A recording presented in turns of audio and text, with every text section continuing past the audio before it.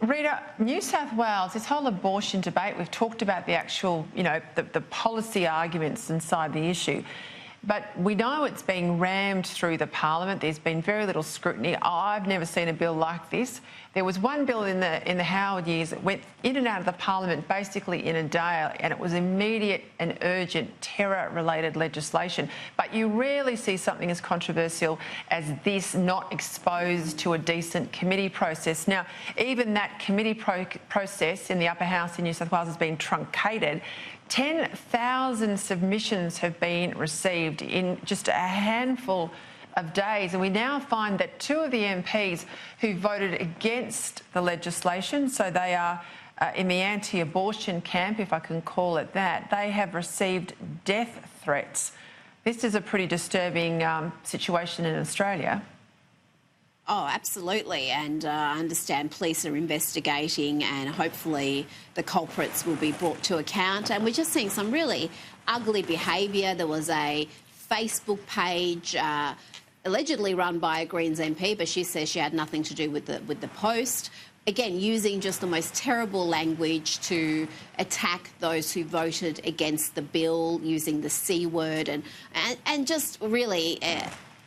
adding nothing to the actual debate. And people who are concerned about this bill, they're not Neanderthals who want to strip women of choice. They've got some real concerns. Some of them are against abortion in all circumstances, but some of them would be for the bill if it had tighter restrictions, particularly when it comes to late-term abortions, which is an enormous concern for a lot of people as far as this bill is concerned. Of course, we've had the discussion about sex selection abortions. So there are legitimate concerns that people have. There's real reason for debate, and too many just want to characterise any opposition as anti-women and that it should just be condemned. There's plenty of women who've got questions about this bill.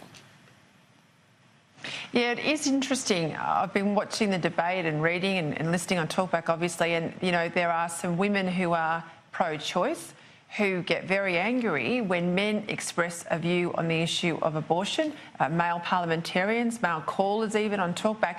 Yet the proponent of the bill is a man, so it's all right to be a male proponent, but not a male who might be expressing concerns about particular aspects of the bill. Sid, you've been around in politics almost as long as I have, probably longer actually, but we're not getting to that.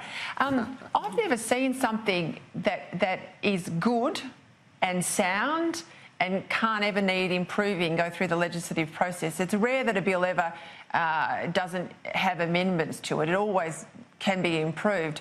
But it's also a real worry when things are pushed through, because that's about obscuring detail and hoping people don't look or read too carefully. Why the haste? Well, that's a very good question, Peter. I think we've got to go back to first principles here.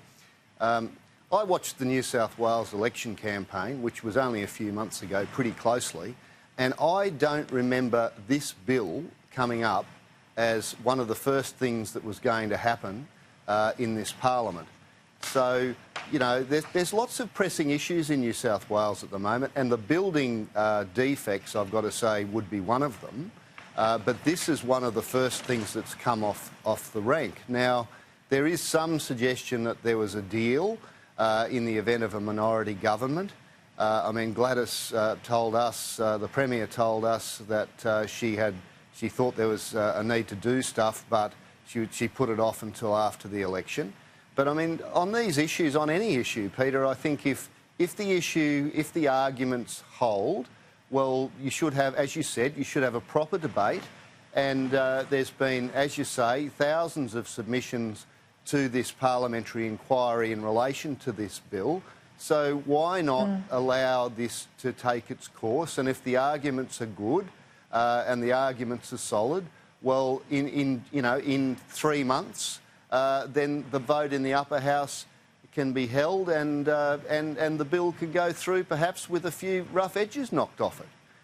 So I agree with you. Let me just pick you up on something you said there, Sid. Let me just, sorry to interrupt, but pick you up on something you said, because it also struck me when I read that comment from her. She's overseas, the Premier at the moment, but I read that comment in The Australian where she said, I have felt for many years that this is something we need to deal with. Well, she's been in the Parliament well over a decade.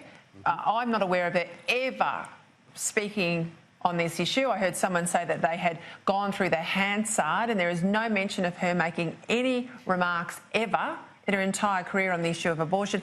But if she said, but prior to the last election, I didn't sort of want to blow up the show by raising this issue. Now, that to me is so wrong, because when you go through an election on an issue like this is the time to put it to the people for their say. That's the problem she has with the way she's perceived now as untrustworthy and perhaps a little sneaky. Well, and there's a lot of division, I think, that's been driven up in the Liberal Party and the National Party. The base, what does this do to the base? Yeah, this has been very, very poorly handled, I think. Peter, comment from... Please. I'm just going to say, that comment from her, I mean, I don't know how she's going to go to the next election and have people trust her, because everyone's going to say, well, what are your real plans? What are you really advocating for that you're not telling us now because you think it's going to scare us off voting for you? She has really revealed something that is fairly damning, and I'm surprised at her clumsiness in answering that question in that way. And also the fact that she's never raised it in all the years she's been in Parliament. People will back a convicted politician even if they don't necessarily agree with everything they've got to say, but they believe they've got a long-standing and well-thought-through views, and never to have raised it is very telling.